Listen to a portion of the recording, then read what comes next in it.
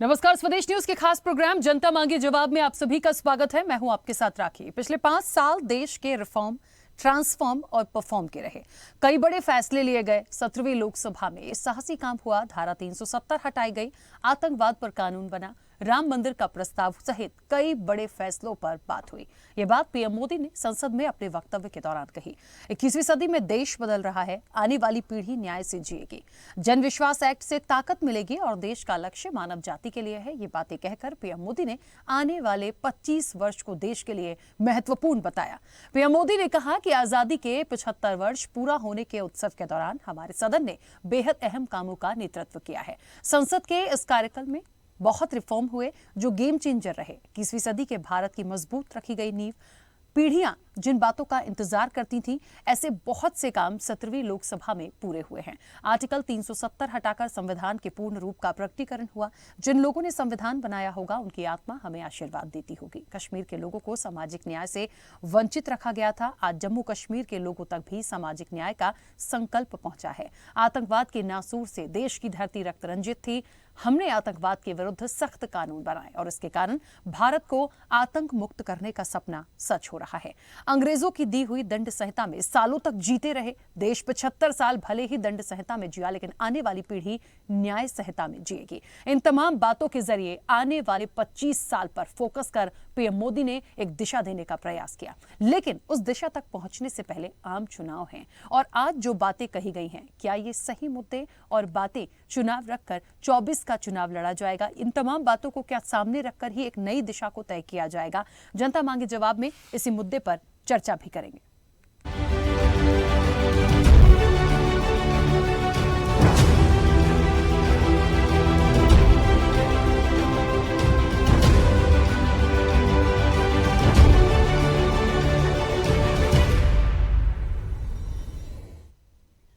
तो 2047 का संकल्प, राम ही विकल्प। पीएम मोदी ने संसद में G20 का भी जिक्र किया और कहा कि देश को दुनिया में सम्मान मिला।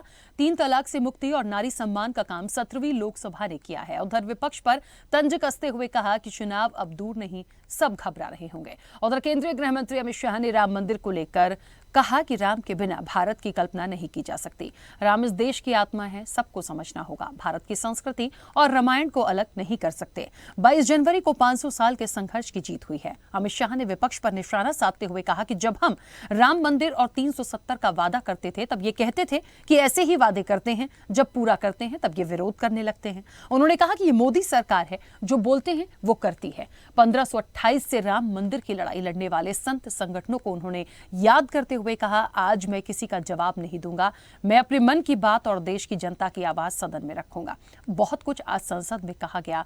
इनका तमाम बातों और मुद्दों का कितना प्रभाव आने वाले समय में और विपक्ष की आज के इस वक्तव्य पर क्या राय है? जनता मांगे जवाब में इसी मुद्दे पर हम चर्चा भी करेंगे। देखिए, महत्वपूर्ण दिन था आज का और बहुत सारी बातों के बारे में कहा गया है। 2047 का संकल्प भी लिया गया और निश्चित तौर पर राम ही विकल्प, ये भी एक बात आई है। उस चर्चा को आगे बढ़ाएंगे। उससे पहले कुछ प्रतिक्रिया है। क्या कुछ कहा पीएम मोदी ने, क्या कुछ कहा अमित शाह ने, वो आपको सुनाएंगे। हर किसी में ये सामर्थ्य नहीं होता है कि ऐसी चीजों में तो कोई हिम्मत दिखाते हैं, कुछ लोग मैदान छोड़ के भाग जाते हैं, लेकिन फिर भी भविष्य के रिकॉर्ड को देखेंगे तो आज जो व्याख्यान वो हुए हैं, जो बातें रखी गई हैं, उसमें संवेदना भी है, संकल्प भी है, सहानुभूति भी है और सबका साथ सबका विकास के मंत्र को आगे बढ़ाने का उसमें तत्व भी। बुरे दिन कितने ही क्यों न गए हो, हम भावी पीढ़ी के लिए कुछ न कुछ अच्छा करते रहेंगे। आने वाले 22 जनवरी का दिन, भले कुछ लोग कुछ भी कहे, मैं स्पष्ट रूप से देख रहा हूं 22 जनवरी का दिन 10 सहस्त्र सालों के लिए ऐतिहासिक दिन बनने वाला है। ये सबको समझकर चलना चाहिए। मान्यवर जो इतिहास को पहचानते नहीं, ऐतिहासिक पलों को पहचानते नहीं, वो अपने अस्तित्व को, अपने वजूद को कहीं ना कहीं खो देते हैं। मैं आज फिर से एक बार कहने वाला हूं मान्यवर कि 22 जनवरी का दिन 10 सहस्त्र से भी अधिक सालों तक इस देश का ऐतिहासिक दिन है। मान्यवर 22 जनवरी का दिन 1528 से शुरू हुई एक संघर्ष और अन्याय के सामने लड़ाई का एक आंदोलन के अंत का दिन है। 1528 से चली हुई ये न्याय की लड़ाई यहां पर समाप्त। हर देखिए, धन्यवाद। प्रस्ताव भी और बहुत सारी बातें भी। एक महत्वपूर्ण बात, राम मंदिर को लेकर बहुत कुछ कहा गया था, लेकिन आज जिस तरीके से निश्चित तौर पर एक बड़ा विषय था, बड़ा मुद्दा था, उस पर बात कैसे नहीं हो सकती थी, आज संसद में होनी ही थी। और जिस तरीके से 22 जनवरी के दिन को भले ही कुछ भी लोग कुछ भी कहें, यह दिन 10 सहस्त्र से अधिक सालों तक याद किया जाएगा, यह अमित शाह ने कहा है। निश्चित तौर पर यह बात है कि 1528 से चली न्याय की लड़ाई का अंतिम दिन उन्होंने 22 जनवरी को बताया। हजारों लोग चले गए, कई पीढ़ियां चली गईं, लेकिन वे राम मंदिर के निर्माण का दिन नहीं देख पाए। बड़े सौभाग्यशाली उन्होंने सभी को बताया। और देखिए, इसका साक्षी सिर्फ राजनीतिक रूप से नहीं, पूरा देश, मुझे लगता है पूरा विश्व देखिए इसका साक्षी बना है। तो राष्ट्र की इच्छा की पूर्ति अभिजीत मुहूर्त में जिस तरह से हुई थी, उसको लेके बहुत सारी बातें की गई। इसके साथ ही महत्वपूर्ण आप देखिए जिस तरीके से आज सीएए को लेके भी काफी कुछ बातें की गई हैं। इसके साथ साथ आने वाले 25 सालों में किस दिशा में जाना है, किस तरह से बढ़ना है, और एक इच्छा शक्ति होती है ना कि उन तमाम चीजों के जिक्र को लेते हुए आज एक बहुत बड़ी 17वीं लोकसभा, मुझे लगता है निश्चित तौर पर बहुत सारे पॉइंट्स को समावेश करते हुए बेहद महत्वपूर्ण दिन था, जिसका सभी ने समर्थन किया। खैर, विपक्ष की अपनी बात, अपनी राय अलग हो सकती है, वो अपनी बात अलग तरह से कह सकते हैं, लेकिन बहुत सारे मुद्दों पे बात हुई। एक समावेश जिसको कहते हैं जो निकला, चाहे वो नारी सम्मान को लेकर निकला हो, 370 को लेकर निकला हो, कश्मीर की बात निकली हो, राम मंदिर की बात निकली हो, मुझे लगता है एक से लेके और आप 1000 तक चले जाइए, लाख तक चले जाइए, कोई ऐसी चीज नहीं थी जिस पर बात नहीं हुई है। चर्चा को भी आगे बढ़ाएंगे। हमारे साथ मेहमान जुड़े हुए हैं। सबसे पहले आपका परिचय करा दें।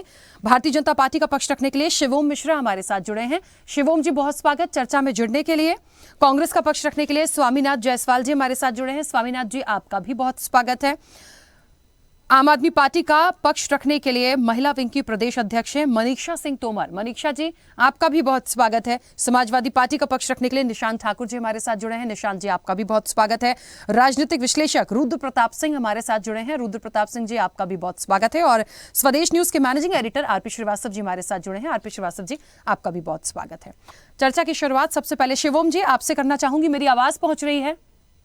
जी, पूरी आवाज आ रही है राशि जी। मुझे लगता है आज राम मंदिर को लेकर धन्यवाद प्रस्ताव, इसके साथ साथ बहुत महत्वपूर्ण बिंदु ऐसे थे जिन पर बात की गई है, लेकिन एक महत्वपूर्ण बात इस देश को बढ़ाने के लिए और आने वाले 25 साल जिन्हें बेहद महत्वपूर्ण बताया गया है, सबसे पहले तो मैं उस पर पूछना चाहती हूं, कैसा ये एक रोड मैप है, किस तरह से बढ़ेंगे, क्या प्लानिंग्स है? इतना बड़ा एक संदेश कि आज जिस जगह पे खड़े होकर आने वाले 25 साल की कल्पना हम कर रहे हैं। देखिए, आज की जो स्थिति है, यह हम भविष्य के भारत के सपने को साकार करने की तैयारी कर रहे हैं। वर्तमान की सरकार ने जो अब तक कार्य किए हैं, इन्हीं कार्यों के लिए संसद में सभी सांसदों के प्रति अपने उद्गार को व्यक्त करने के लिए आज हमारे माननीय प्रधानमंत्री जी ने जो कार्य किया है, यह धन्यवाद के पात्र। और आपने जिस प्रकार से कहा कि 22 सामर्थ्य नहीं होता है, सरकार अपने तंबू को छोड़ करके, टेंट को छोड़ करके अपने भव्य मंदिर में विराजमान हो रहे हैं, यह भारत के लिए एक सबसे बड़ा गौरवशाली क्षण रहा है। और इसे प्राप्त करने के लिए हमने अपने कितने पुरखों और पूर्वजों की कुर्बानियां दी हैं, बलिदान दिया है, तब जाकर के यह वीरता का कार्य आज हम सब अपने समक्ष देख पा रहे हैं। तो संभवतः इससे बढ़ के हम सब के लिए और कोई कार्य नहीं हो सकता है। आज राष्ट्र के लिए अगर किसी ने कार्य किया है तो मोदी सरकार ने किया है, धर्म के लिए अगर किसी ने कार्य किया है तो मोदी सरकार ने किया है। और आज की स्थिति आप देखेंगे कि वसुधैव कुटुंबकम का नारा अगर कोई सरकार दे रही है या कोई पार्टी दे रही है तो भारतीय जनता पार्टी दे रही है। चलिए, एक बात पूछूंगी आपसे ही, मुझे ऐसा लगता है, देखिए विपक्ष अपनी बात रखेगा और मुझे लगता है कोई ऐसे ही विरोध नहीं करता, कुछ बातें होंगी। सिर्फ राम मंदिर आज एक, वो तो चलिए धन्यवाद उस पर दिया गया, वो प्रस्ताव था, ठीक है, वो बड़ा एक इशू निश्चित तौर पर था और एक बड़ी जीत के रूप में सबने उसको देखा है। तो मुझे लगता है उसके अलावा बहुत सारे पॉइंट्स को लेकर बात की गई ना, G20 को लेकर भी बात की गई है, हमारे देश की आर्थिक व्यवस्था को लेकर बात की गई है, हम कहां से कहां तक बढ़े हैं इसको लेकर बात की गई है। तो मुझे ऐसा लगता है कि बहुत सारी जगह पर, वो विपक्ष अपनी प्रतिक्रिया रखेगा जब मैं उनसे पूछूंगी, लेकिन बहुत सारी जगह पे जो पीड़ा देखी गई है विपक्ष की, वो कोई भी हो, उसमें निश्चित तौर पर ये बातें आई हैं कि बुलाते नहीं हैं, पूछते नहीं हैं, बहुत से ऐसे कानून हुए, बहुत से ऐसे बिल हुए जिसमें उनको शामिल नहीं किया गया, सिर्फ ये कह देना कि हो हल्ला करते हैं, सुनते नहीं हैं। क्या इस दिशा में हम 25 साल महत्वपूर्ण देख रहे हैं? मेरे सवाल का देखिए सीधा मतलब यह है, एक तरफ सत्ता पक्ष है, जिम्मेदारी आपकी बहुत बड़ी है, तो विपक्ष भी उतनी बराबर की अहमियत रखता है।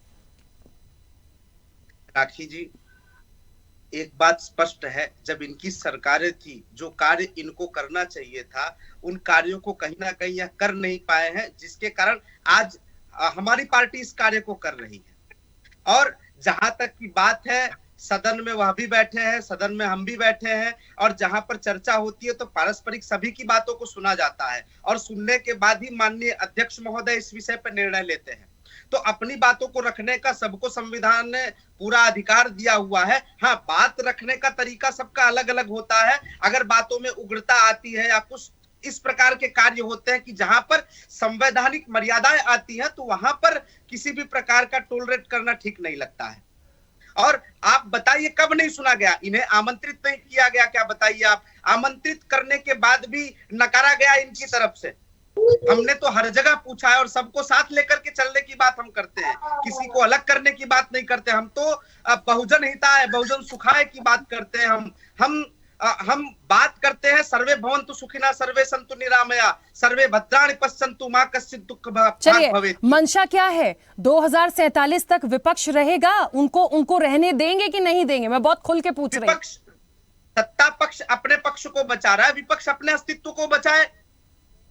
आज उनके पास मैं आपको बताऊं, आज बोलने लायक कहीं कोई बचे हैं? सारे कार्य तो पार्टियां कर ही रही है ना, पर जहां बात आती है देश को तोड़ने की, तो वहां ये खड़े होते हैं, कभी भी देश को जोड़ने के लिए खड़े नहीं हुए। ठीक है, चलिए वापस आऊंगी। निशांत जी कुछ कहना चाह रहे थे, पहले बोल लीजिए, फिर मैं स्वामीनाथन जी से सवाल लेती हूँ। निशांत जी, आप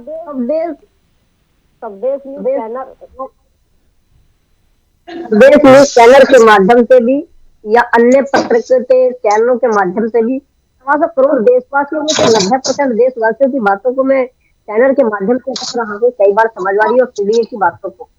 अभी तक आकलन में ये देखा गया है कि विपक्ष की अहम भूमिका को भारतीय जनता पार्टी एकदम कुचलना चाहती है। जो लोग भी आवाज उठाता है उसी को नीतियों के प्रहार से रोकना चाहती है, लेकिन समाजवादी विचारधारा है कि रुक नहीं सकती है और अपनी जनता की आवाज को चैनल के माध्यम से है। आप लोगों ने देखा होगा कि इस देश का दुर्भाग्य रहा 2023 का कि बेटी को बिना वस्त्रों के दौड़ाया गया, पत्रकार साथियों के साथ पथराव किया गया, मारपिटाई पुलिस के माध्यम से की गई। लेकिन इन सब बातों को अलग रखते हुए अगर बात सिर्फ 2024 के टारगेट की करेंगे तो आप देखिएगा जनता जान चुकी है, इसमें कोई संशय नहीं है। और भारतीय जनता पार्टी के क्रूर नीतियों वाले रथ को रोका जाएगा उत्तर प्रदेश के माध्यम से। और इनका जो धर्म युद्ध देश के अंदर चल रहा है, जो क्रूर नीतियां हैं, उन पर 100% रोक लगेगी। आने वाला समय 2024 का लोकसभा का चुनाव यह निर्णय करेगा। लेकिन यहाँ पे बार बार 2047। हाँ, निशांत जी एक छोटा सा सवाल है, ये बात तो चलिए मैंने मान ली, लेकिन हमें सत्ता पक्ष को भी समझना होगा। वो हमेशा ये कहते हैं कि क्या आप लोगों को कभी मुद्दे नहीं मिले थे काम करने के लिए? क्या आप लोग की मंशा कभी नहीं थी? इतने बड़े बड़े कानून है, आतंकवाद को लेकर आज बात हो गई, 370 पे बात, देखिए पूरा समावेश हुआ, राम मंदिर को लेकर बात हो गई, तो निश्चित तौर पर वो कहेंगे ना कि समय तो सबको मिला काम करने का, लेकिन हुआ उनके कार्यकाल में, तो वो तो बोलेंगे ही कि उनकी जीत है। कई बार आपने देखा हमेशा नियमावली रही है कि संविधान को माना जाए, लोकतंत्र को माना जाए। पिछली सरकारों में रहा है कि लोकतंत्र का सम्मान हुआ है और भीमराव अंबेडकर जी के लिखे हुए कानून का उपयोग किया गया। आप इस टाइम आप देखिएगा, कोई भी निर्णय लिया जाता है, एक ही व्यक्ति निर्णय लेता है, सलाहकार कोई कमेटी नहीं होती। जो सलाहकार अधिक संख्या में जो बात रखी जाती थी, जिसका हिस्सेदारी आती थी, जितनी भागीदारी आती थी, उसको उसी तरीके से मैनेज किया जाता था। लेकिन आज के समय में है क्या कि धर्म युद्ध को बढ़ावा दिया जा रहा है और गरीब लोगों को रोक करके, दबाव करके सिर्फ कुछ ही चुनिंदा 10% लोगों को आर्थिक मदद से आगे बढ़ाया जा रहा है। उसमें वरिष्ठ मोदी मीडिया भी शामिल है, कुछ बहुत बड़े जो है बिजनेसमैन भी शामिल है, जो कुछ ही चुनिंदा लोगों को देश की आर्थिक, क्योंकि आप देख लीजिए कई बार बजट पास हुआ है, कई सालों से लगातार बजट पास हो रहा है, हर बार कहा जाता है कि ये बार बहुत बड़ा बजट है, कई बार बजट है, लेकिन कोई भी बजट आज तक संपूर्ण रूप से खर्च नहीं हो पाया है। ये आप उठवा के देख लीजिए, इनका चेक करा लीजिए, बजट का प्रारूप जो कई सालों बार हर बार बड़ा होता है, वो कभी भी खर्च नहीं किया जाता है। लेकिन जनता जो जान चुकी है, इस बात को बताने की जरूरत नहीं है। भारतीय जनता पार्टी के क्रूर नीतियों वाले रथ को उत्तर प्रदेश रोकेगा। चलिए, एक तो सबसे बड़ी बात है 2047 के संकल्प की बात हो रही है, रामी विकल्प हम उस पर चर्चा कर रहे हैं। तो ये बात तो सही है कि सिर्फ एक चीज से तो नैया पार लगनी नहीं है, लेकिन 47 तक का जो रोड मैप है, जो करने की मंशा है, जिन बातों का जिक्र किया गया है, उसमें कैसे बढ़ जाएंगे और उसके पहले इलेक्शंस जो होंगे उसमें विपक्ष कितना मजबूत होगा, ये भी तो महत्वपूर्ण है। स्वामीनाथन जी, हाँ, आप ही के पास आ रही हूँ, आप अपनी बात रखिएगा एक छोटे से सवाल के साथ। बहुत कुछ बातों पे जिक्र हुआ, सबसे पहले तो आज जिन बातों का जिक्र हुआ, जिन मुद्दों पे बातचीत हुई है, और 47 का एक, मुझे लगता है एक संकल्प की बात हो रही है, 25 साल मतलब पूरा एक रोड मैप जैसा मुझे दिखा, जिन चीजों के साथ बढ़े हैं। और देखिए क्या प्लस गया पता है आपको, ये कि हमने जो कहा वो हमने करके दिखाया, हमने वो मुद्दे सॉल्व किए जिसको कहना चाहिए, जिसके लिए वाहवाही मिली है, तो उसका सबने स्वागत किया। ये कहीं ना कहीं सत्ता पक्ष का प्लस चला जाता है।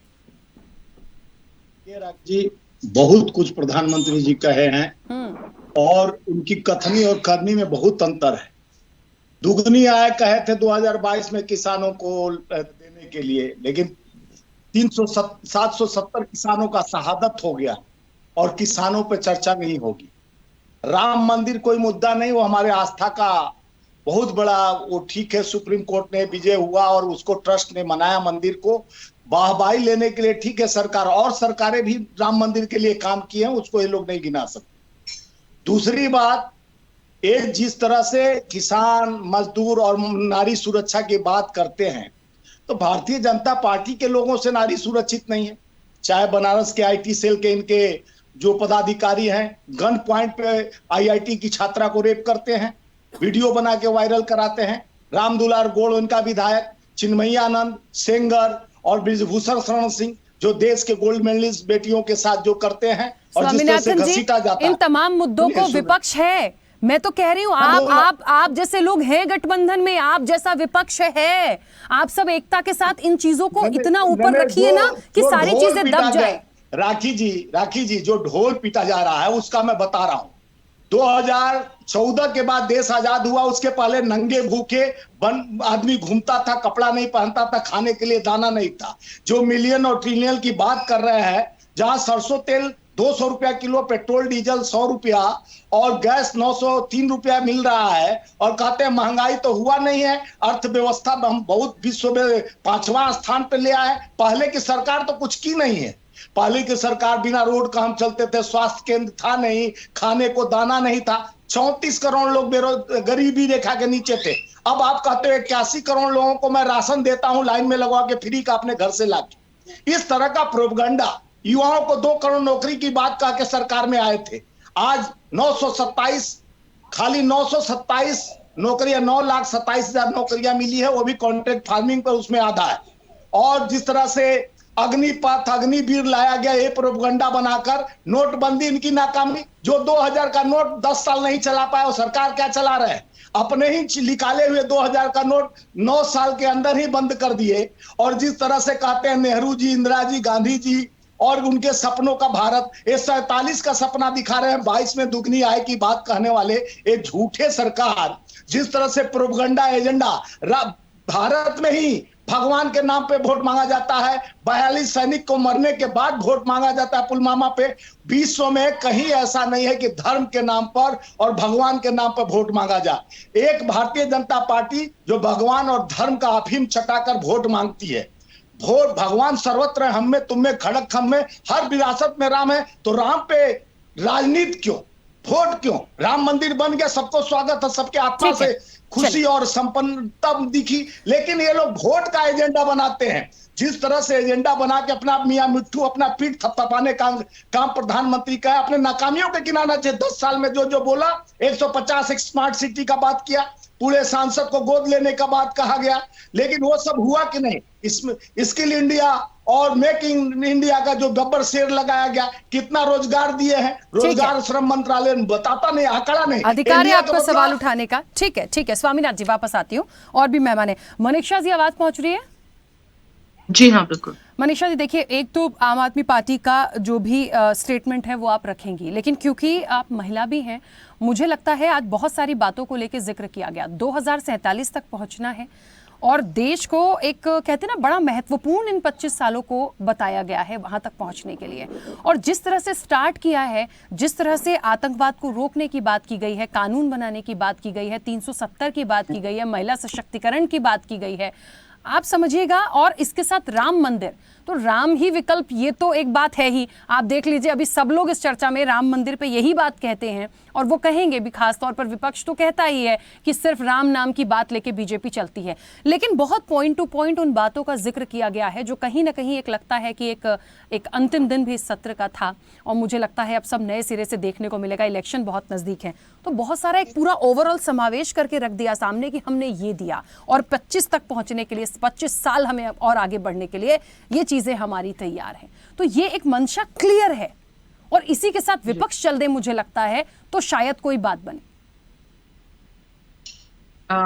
जी, बहुत अच्छी बात है कि मोदी सरकार ने राम मंदिर के लिए इतनी सारी मेहनत की, लेकिन जैसा कि अभी हमारे बीच में गेस्ट ये बात कर रहे थे कि राम मंदिर को बनाने के लिए ये एक सेंटिमेंट है, जो पूरे भारत देश का एक सेंटिमेंट जुड़ा हुआ है, धर्म से लेके हर कोई जुड़ा रहता है।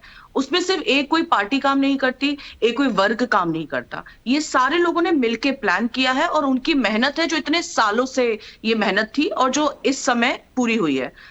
अभी आज ही मैं उनका सुन रही थी, मोदी जी 3 वर्ड्स उन्होंने बड़े स्पेशली फोकस्ड किए हैं, रिफॉर्म, परफॉर्म एंड ट्रांसफॉर्म।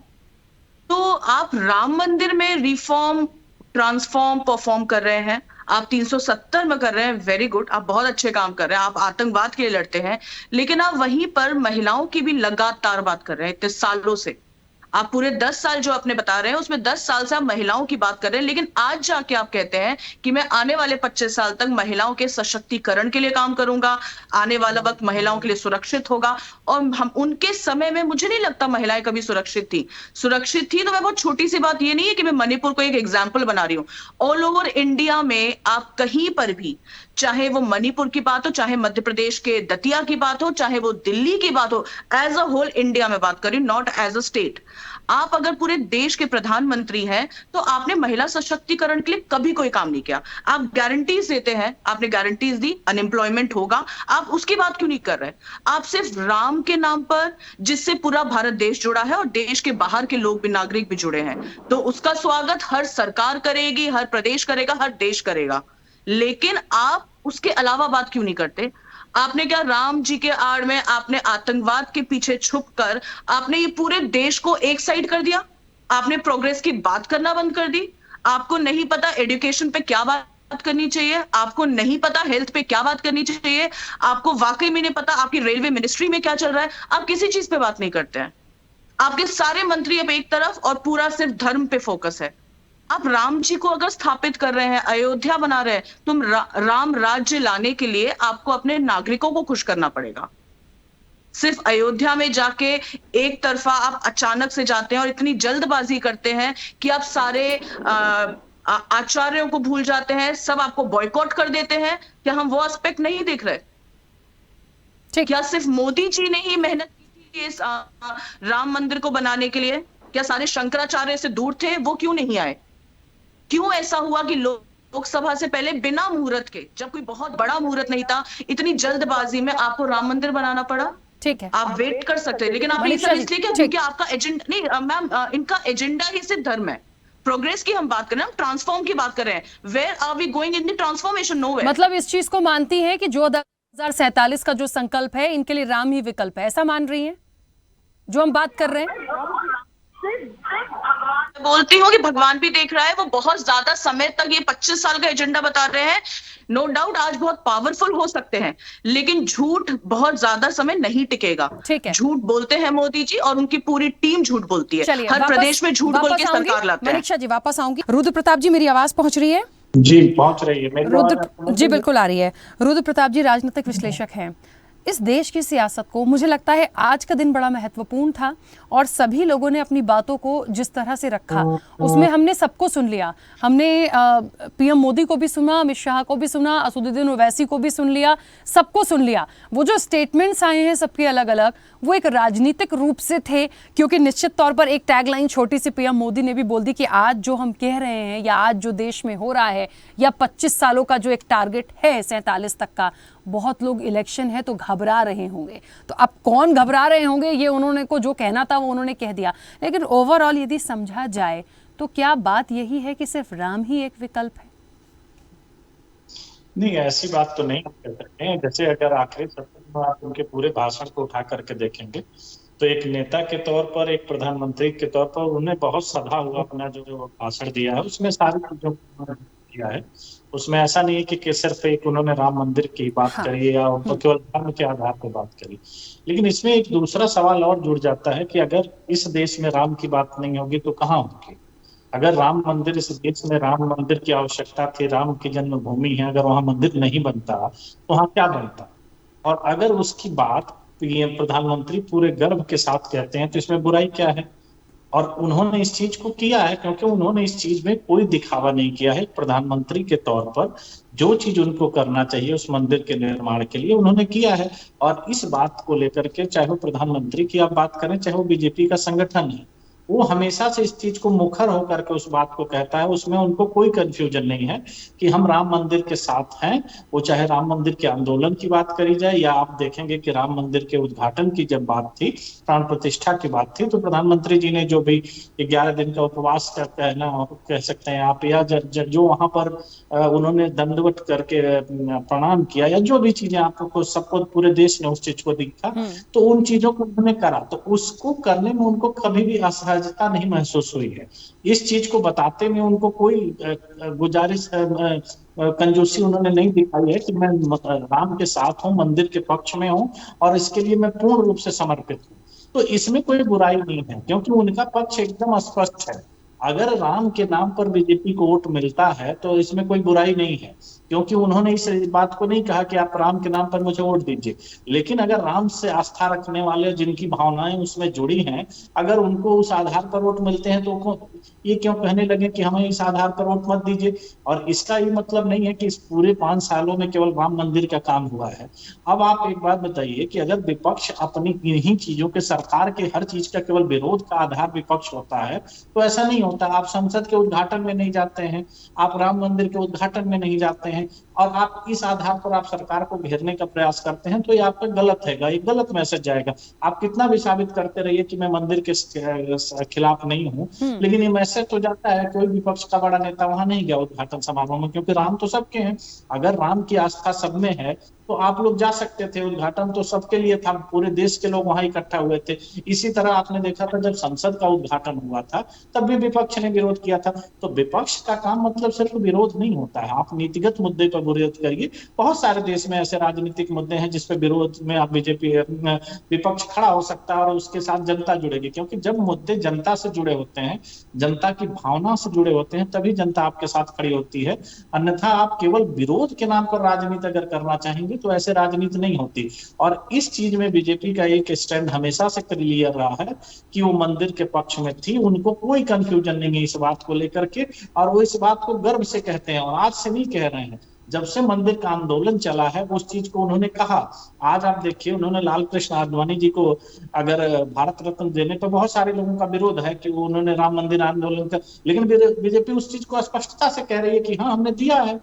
तो आप अपनी नीतियों में अगर स्पष्टता लाएंगे तो जनता आपके साथ है। जो आपकी नीतियों से सहमत नहीं होगा और आपके साथ नहीं होगा। आज अगर राम को मानने वाले या इस तरह के लोग जो इस आस्था को रखते हैं कि राम मंदिर देश की बहुत बड़ी आवश्यकता थी, पिछले 500 सालों से लोगों का प्रयास चल रहा था, और वो अगर उस आस्था से जुड़कर बीजेपी को वोट दे रहे हैं, तो मुझे कहीं से नहीं लग रहा है कि ये बुराई वाली बात है, और ये चीज होनी चाहिए। ठीक है, चलिए आरपी श्रीवास्तव जी, मुझे ऐसा लगता है एक पीएम मोदी का नेतृत्व क्या जारी रहेगा, ये एक भविष्य की गर्त में होगा। मुझे लगता है समय बाकी है, लेकिन आज बहुत सारी बातों को लेकर जो कहा गया, निशान जी आऊंगी, एक मिनट रुकेगा, बहुत सारी बातों को कहा गया है। मुझे लगता है किस चीज़ के कानून बने हैं, किस चीज़ को लाया गया है, किस तरह से लाया गया है, राम मंदिर को लेके बहुत कुछ कहा गया, और बहुत सारी वहाँ से भी जो विपक्ष की प्रतिक्रिया आनी थी वो भी आई। लेकिन ये जो 2047 का एक संकल्प लेने की जो बात है, या देश को दिशा में ले जाने की बात है, जो अपने बारे में बताने की जो एक मंशा है, क्या ऐसे ही चलने से सारी चीज़ों को साधा जाएगा? देखिए राखी, 2-3 बातें जो सामने आई हैं। एक तो राम मंदिर को लेके आई, बिल्कुल अगर राम मंदिर बनने के बाद लोगों की आस्था और वोट में कन्वर्ट होती तो मैं इस बात से सहमत हूँ कि जनता जिसको वोट देगी वही जीतेगा। एक दूसरी बात है परिवर्तन की बात है। कुछ ऐसे काम हुए हैं इन 10 सालों में, जैसे धारा 370 हटाई गई, इसके बाद 3 तलाक का मामला उसको ये किया गया, इसके बाद और भी सारी चीज़ें हैं जो सामने हैं, और राम लला का मंदिर जो उनका एक प्रमुख एजेंडा था वो जो है आज फलीभूत हो गया, निश्चित हो। दूसरी एक सबसे बड़ी बात, एक उनका और पड़ा था, बचा हुआ था, वो समान UCC बचा हुआ था, जिसको एक छोटे से राज्य ने लागू भी कर दिया, प्रस्ताव पारित कर लिया, और हो सकता है अध्यादेश के बाद वहाँ लागू हो जाए। ये सारी चीज़ें हैं। कोई भी सरकार रही हो देश में, चाहे पूर्ववर्ती सरकार हो या वर्तमान सरकार हो, ज़रूरत के हिसाब से निश्चित रूप से परिवर्तन करती रही है, कोई नई बात नहीं है। हर सरकारों ने अपना अपना काम किया। वर्तमान सरकार ने जो काम किया अपनी उपलब्धियां को गिनाएगी और जनता के बीच में जाएगी, और उसी के आधार पर वोट मांगने की बात करेगी। तो ये देखिए 2047 मतलब 25 साल का रोड मैप भारतीय जनता पार्टी का क्या है, ये तो देना पड़ेगा। भाई सवाल है कि 2047 तक की आप बात कर रहे हैं, तो रोड मैप आपको देना पड़ेगा। अब इस रोड मैप में सिर्फ मंदिर निर्माण ही नहीं है, वो तो हो चुका है। हो सकता है कि अगला मंदिर निर्माण मथुरा में आप करने चले जाएं, तो ये तो एक अलग एजेंडा है, धार्मिक एजेंडा है, जिसको हो सकता है कि आप राजनीति से जोड़ के चलते हो या राजनीति में नहीं शामिल करते हो। लेकिन सबसे बड़ी बात है 2047 तक का एजेंडा, जिसमें भारत की अर्थव्यवस्था में कितनी ग्रोथ होगी, अनएम्प्लॉयमेंट, देखिए युवा आबादी का देश है, और इस यूथ की जो आबादी है इसको कैसे आप मैनेज करेंगे। हमें लगता है कि जितनी आबादी युवा देश है, और सारे युवाओं को अगर रोजगार नहीं मिलेगा, उनको सही ढंग से नहीं लगाया जाएगा, तो आने वाला समय कितना कठिन होगा, वही कठिन दौर देखना पड़ेगा। तो ये सब बहुत सारी स्वास्थ्य सुविधाएं हैं, सड़क, बिल्कुल सड़क में काफ़ी कुछ काम हो रहा है, सड़कें बन रही हैं और भी हैं, लेकिन रोजगार और उससे जुड़ी हुई बातें और जिससे लोगों की आर्थिक स्थिति सुधरती है, उसको देखना जरूरी होगा। तब जाकर के 2047 तक का आप खाका खींच पाएंगे। अब ये सिर्फ आपने मंदिर बना लिया, इससे नहीं 2047 हो सकता है। ये सबकी आस्था का केंद्र है।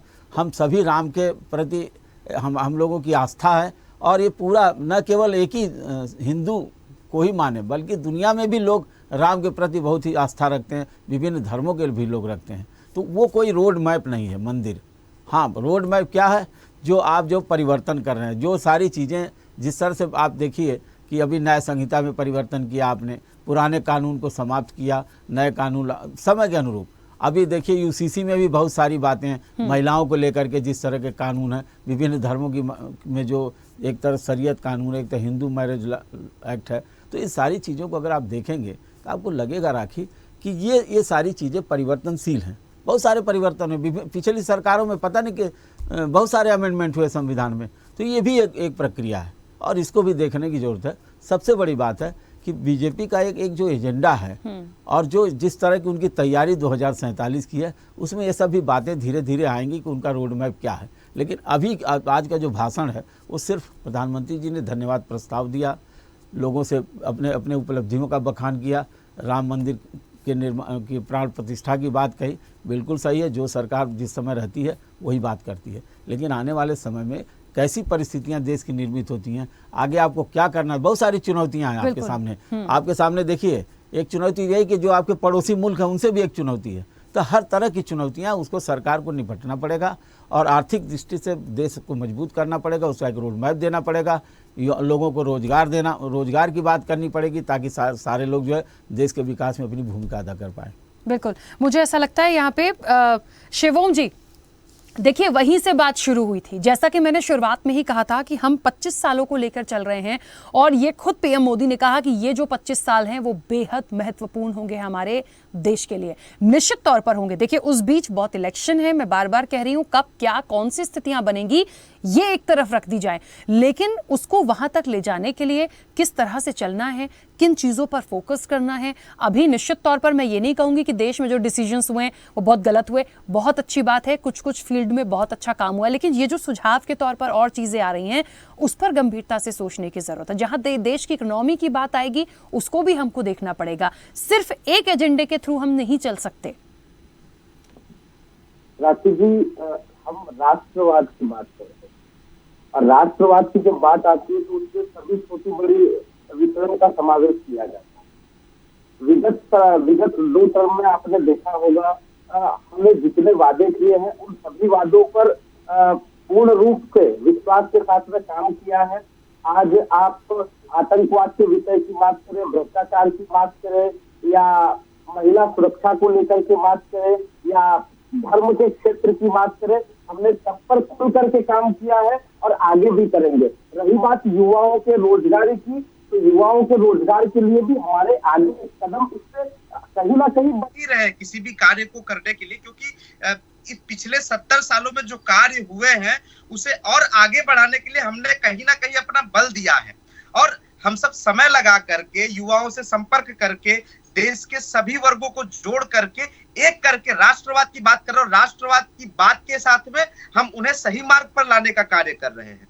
आप देखेंगे कि धीरे धीरे देश की परिस्थितियां बदल रही हैं, हमारे युवा भी जागृत हो रहे हैं, अपने अधिकारों को मांगने के लिए और संघर्ष करने के लिए तैयार हैं। आज अनेकों ऐसे विषय हैं जिनको शायद लोगों को लगता है हमने न छुआ हो, परंतु आंतरिक रूप से हम लोग उस पर कार्य कर रहे हैं, उसके समाधान निकाले जा रहे हैं, उसके लिए अनेक विचार प्रस्ताव आरंभ किए जा रहे हैं। मुझे ऐसा लगता है शिवोम जी, पता नहीं क्यों तमाम विपक्ष को सुनते सुनते और आज भी तमाम चीज़ों पे सुनने के बाद एक है ना, एक ठप्पा सा लग गया है भारतीय जनता पार्टी पर कि धर्म की राजनीति करती है, सिर्फ राम मंदिर मुद्दा हो जाता है। और अभी तो ये तो राम मंदिर है, अभी तो आप देख लीजिए मथुरा काशी, हम तो तमाम चीज़ों की लाइन में है, तो ना जाने ऐसे ही धीरे धीरे चीज़ें चलती रहेंगी। मेरा देखिए कहने का ये मकसद नहीं है कि आप करते हैं या नहीं करते हैं, लेकिन इस चीज़ से कैसे थोड़ा सा एक कहते हैं ना कि और भी अच्छे अच्छे काम हुए हैं सरकार के, उसको लेकर बात नहीं होती। पूरा फोकस जो इस समय है, पूरा ऑरा जो बनाया हुआ है, क्योंकि 24 का इलेक्शन भी है, देखिए पूरा ऑरा जो बना है वो धर्म के नाम पर बना है। राखी जी, भारत में रहने वाले लोग धार्मिक हैं, धर्म से जुड़े हैं और धर्म का मतलब होता है आप जो धारण करते हैं, धारयति इति धर्म, जो आप अच्छी चीजों को धारण कर रहे हैं, आपने सत्य को धारण किया, परमार्थ को धारण किया, पुरुषार्थ को धारण किया, ये धर्म है। और धर्म की राजनीति करना अगर गलत बात है तो बताएं इसमें क्या गलत है। हमने जब भी बात की राम की अगर बात की है तो राम इस राष्ट्र के प्राण है, हमारे आदर्श है और हम अपने आदर्श से जो सीखेंगे हम उसी को तो करेंगे ना, और वही कर रहे हैं हम। हमने कौन सा गलत कार्य किया है? आज इनको लग रहा है, हाँ लगता होगा, वो क्या होता है कि अपने शासनकाल में इन्होंने कुछ किया नहीं है तो आज हमारी अच्छी चीजें भी इनको बुरी लग रही हैं, खिसियानी बिल्ली खंबा नोचे। लेकिन हम मानते हैं कोई चलता पद चिन्हों पर कोई पद चिन्ह बनाता है, और आज जो कार्य हम लोग कर रहे हैं आने वाले समय में अपने आप ये भी कहेंगे कि जो किया वो बहुत अच्छा किया इन्होंने। ठीक है, चलिए निशांत जी कुछ कहना चाह रहे थे, बोलिए।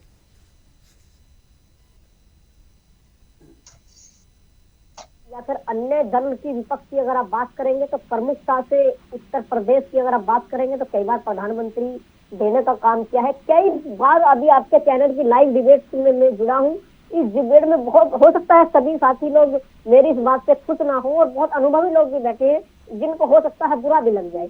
इन सबकी बातों से जो बू आती है वो इस तरीके की बू आती है कि किसी दबाव के मद्देनजर बातें की जाती है। क्यों? क्योंकि आप देखिएगा कि एक ही पार्टी की बातों को बार बार राम में राम में राम में, एक बार धन्यवाद किसी ने सुप्रीम कोर्ट को नहीं दिया, लेकिन दूसरा विजय है। जिस देश के अंदर व्यक्ति को निर्वस्त्र दौड़ाया गया हो, उस देश के अंदर प्रधानमंत्री अपने ही बातों का बखान करे तो स्वाभाविक है सभी लोगों को डर के माध्यम से, क्यों? क्योंकि जिसकी भी आवाजों को उठाया जाएगा वही आवाज दबाएगा। लेकिन समाजवादी पार्टी एक ऐसी आवाज है कि जो जनता की आवाज को उठाती थी, उठाती है और उठाती रहेगी। ये दूसरे विषय की बात है कि विपक्ष में रहने का मौका मिला, लेकिन आने वाले समय में आप देखिएगा क्रूर नीतियों के रथ को अगर कोई रोकेगा तो ये समाजवादी पार्टी होगी। दूसरा, मेरे एक सहयोगी दल आम आदमी पार्टी की जैसी साथी बैठी है, उन्होंने बताया कि राम में देश में एक ही बखान है। हाँ, बिल्कुल बखान है। भारतीय जनता पार्टी का एक ही कार्य रहा है कि अपनी बातों को झूठ के आधार पर पेश करना और उस झूठ को इस तरह फैला देना कि जिसको धर्म के आधार पर राजनीति। और मैं आज भी इसी बात पर अड़ू। निशान जी, क्या 370 अच्छा काम नहीं हुआ?